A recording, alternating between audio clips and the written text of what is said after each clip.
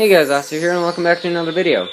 So, this time I'm going to be reviewing Rush's 2112, their fourth studio album, fourth album overall, and my second favorite Rush album. Studio Rush album, anyways. But before I actually talk about the music of the album, let's go into the albums I have in the background. Led Zeppelin 3 Deluxe, with the really cool black background and inverted colors. Triumph's Allied Forces, Bachman Turner Overdrive's first album, more Canadians, eh? And Boston's first album from 1976. Let me turn down the music a little bit.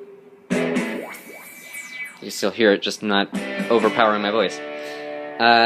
Anyways, Boston's first album from 1976, which was the year that this album was released, 2112. Also, 2112 is probably Rush's most popular album, if not then Moving Pictures is, but I like this one more. So, yeah, let's get on to the actual material of the album. The first side of this album is taken up by an entire song, which is the title track, 2112. And contrary to what I believe to be popular belief, I don't really know if that is popular belief, but I hear it come up a lot.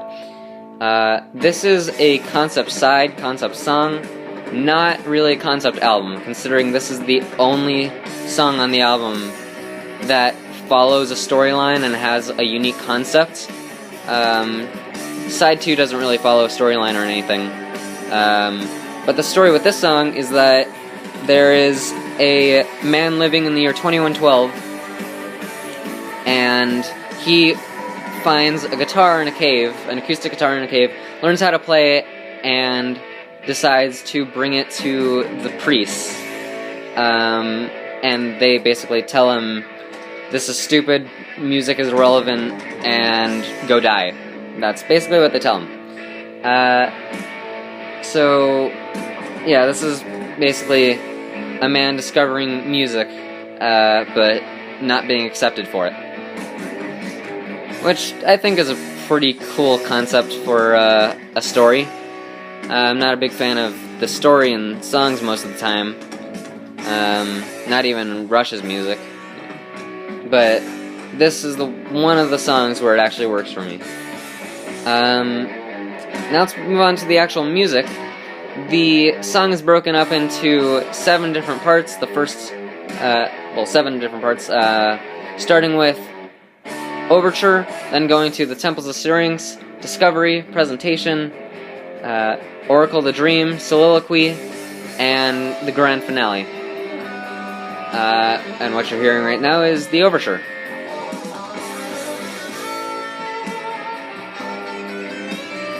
I love the first 2 parts of the song, Overture and Temples of Syrinx. They are hard rock, and hard rock's my favorite genre of music.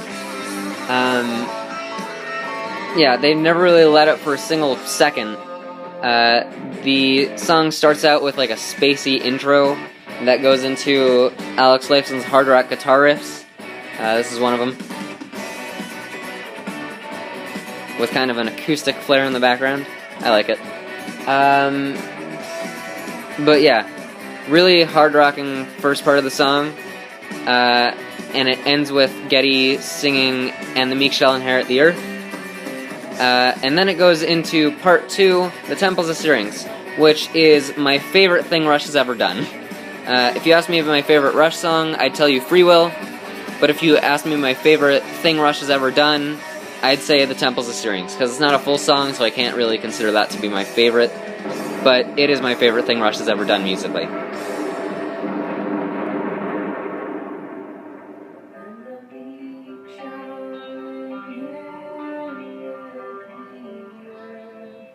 Temples of Syrinx. Yeah, talking about Temples of Syrinx, guitar riff is awesome. Vocals are awesome once they come in. Bassline is just as cool as the guitar, and drums are Neil, so yeah.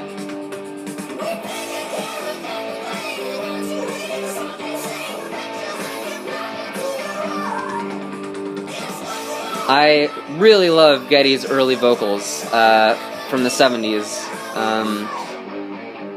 specifically from the first album to 2112 is when I really love the vocals. Farewell to Kings and Hemispheres also have really good vocals, and you can kind of hear the decline with Moving Pictures, but for those first 8 studio albums, I really love Geddy's vocals. From the first album to Moving Pictures, and I forgot to mention Permanent Waves, how dare I. But yeah, vocals are fantastic, guitar work is great, bass line is as good as the guitars, and drums are really cool. The next part of the song is Discovery, where the main character comes in and he is walking through a cave, and he finds a guitar, wonders what it is, learns how to play it extremely quickly, might I add. So I can only imagine that this random character is a musical prodigy. So he finds the guitar, learns how to play it, and then says he's gonna go deliver it to the priest to find out what they think of it. So then that leads into the next part of the song, Presentation, where there's an acoustic passage kind of like behind the vocals, which represent the main character, the protagonist. And then whenever the priests talk, it goes to a hard rock, overdriven guitar, which symbolizes the anger of the priests for the guy finding music, because they don't accept music and they find it harms the elder race of men. But I really love the music on that part, especially the hard rock bits. I don't even mind the acoustic parts. Here's where he finds the guitar. He tunes up. But yeah, I really love the presentation part of the song. And then after all that is said and done, the priests basically tell him to go away and die. If it were an internet comment, the priest would have said something along the lines of, yo, that's cool, LOL JK KYS. You know, just because, internet culture. Anyways, being serious, then, priests tell him to go away, music is pointless, and he should forget about it. So the guy goes home, falls asleep, and has a dream about an oracle, which that part of the song is Oracle the Dream. Crazy, right? And the oracle says something that I'm not really sure of, and, yeah. It's really the part of the song that I don't know the meaning of, and then it transitions to soliloquy, where the guy's just, like, super sad about everything, and something about killing himself. I'm not really sure if he kills himself, or if he just kind of fades into obscurity. But I really love Oracle the Dream. Soliloquy is a little nice soliloquy. And then it ends with the hard rock part, grand finale, with the closing lines, "Attention all planets of the Solar Federation, we have assumed control." He repeats both of those lines 3 times, and there are 7 words in the first part, 4 words in the second part. Since he repeats them 3 times each, there are 21 words in the first part, 12 words in the second part, 2112. I love that! That's super cool. But overall, I love the song. The title track is great, with very little to dislike about it for me. The ballady parts are just kind of boring and they bog it down a little bit. But overall, yeah, I love the song. Much like the album. So, that covers the entirety of the first side. Moving on to side 2, flipping over the vinyl, with the most infamous cover photo of all time, Alex, Neil, and Geddy in their kimonos. And apparently they didn't even know that these were kimonos at the time. They only found out when they were being inducted into the Rock and Roll Hall of Fame, I think. Because Geddy reacted with something along the lines of, "Oh, so those were kimonos, eh?" I'm not gonna flip this over, whatever. The first song on the second side is A Passage to Bangkok, which is about finding different places in the world to have drugs. But aside from the meaning of the song, it rocks. really awesome guitar riff, really awesome bass line. The guitar solo is great, and the vocals are as good as anything on the song 2112. It's probably my favorite song on the album, tied with the final song on the album, Something for Nothing, but I'll get to that when I get to it. So yeah, I really love the song. 10 out of 10 for me. Moving on, the next song on the album is The Twilight Zone, not the TV show. It's just kind of like a creepy, weird song, but I love it. I listened to it the other day, for the first time in a while, and I was thinking, like, yeah, I really do love this song, as much as I like to think that I just don't. I do. That song is great. It's not as good as 2112 or Passage to Bangkok, but it's still really high up there as one of my favorite Rush songs. And it's actually the producer's favorite Rush song. The producer of this album, that's his favorite Rush song of all time. So yeah, it's just kind of like a creepy little off-putting song, which I love the feel of it. Geddy's vocals are great, the guitar in it is great, my favorite part of it is the bass, and of course it has Neil on it, so the drums are great. The next song on the album is Lessons, which when I'm listening to it, I like it as much as The Twilight Zone, but when I'm just thinking about it, not really. It's probably my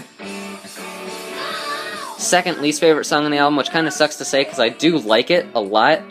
I like it so much more than the next song on the album, but I'll get to that when I talk about that. Oops, fingers getting in the shot. But yeah, Lessons, really hard-rocking song. Like it almost as much as Twilight Zone. Guitar work is great. Drumming is fantastic. Bass is fantastic, and vocals are really good as well. Vocals are probably my least favorite part of the song, though. And you have 2112 playing in the background here with Geddy's awesome hard rock vocals. And then the next song on the album, after Lessons, is Tears, my least favorite song on the album. By far. I really don't care much for that song. I like it, but not very much. It's kind of an acoustic ballad of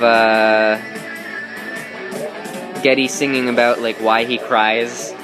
I don't know. It's kind of boring. Easily the worst song on the album in my opinion. The lyrics are nice, but I don't listen to lyrics very often, so what do I have to listen to it for? Guitar work is good, I guess. Vocals are decent. And there are no drums or bass in it, I don't think. As far as I can remember, they don't have any guitar bass, or drums or bass. Sorry. But they do have, like, keyboards and synthesizers, but I'm not a fan of keyboards or synthesizers.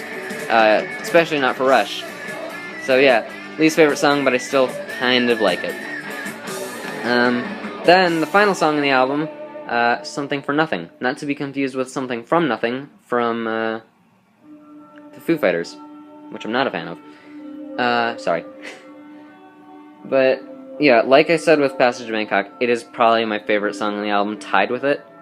Tied with Passage to Bangkok. And it really depends on which I'm listening to, whether I like it more. Because when I'm listening to either song, I like whichever I'm listening to more. But yeah, guitar work is awesome on that. It starts off with an acoustic guitar little opening that's very similar to Babe, I'm Gonna Leave You from the first Led Zeppelin album, which is another song I love. And then it goes into a hard rock kind of guitar anthem-y thing. Vocals are awesome. Guitar is awesome. This is Oracle the Dream. Anyways, yeah, drums are great. Guitar work is my favorite, probably on anything else on the album. Vocals are awesome. Of course they are. They're early Geddy. And the bass work is fantastic. Probably the most underrated off of anything else of the album. I don't know. I'm just kind of rambling now. But yeah, as for the album overall, it is my second favorite Rush album. This is a gatefold album. It doesn't open too well, but you have their faces over there. It has the Starman logo, which is super cool. It has the lyrics and names of all of the songs. And it is also one of my favorite album covers of all time, with the sparkly Rush 2112 thing, and then the red star described in Temples of Syrinx. And yeah, second favorite Rush album, one of my favorite Rush albums, or no, not just one of my favorite Rush albums of all time, but one of my favorite albums of all time overall. It's up there with things like the Yes album. I think it's better than the first Led Zeppelin album and almost as good as the second one. Almost as good as the first Rush album. Almost as good as Highway to Hell by AC/DC. Yeah, point is, I love this album, and check it out if you haven't listened to the entire thing, somehow. Yeah. I don't know what else there is for me to say about this album, so I guess I'll just let Geddy sing this out, and see you guys next time. Yes, this is a little bit ballady. I don't really care. It'll get fun now.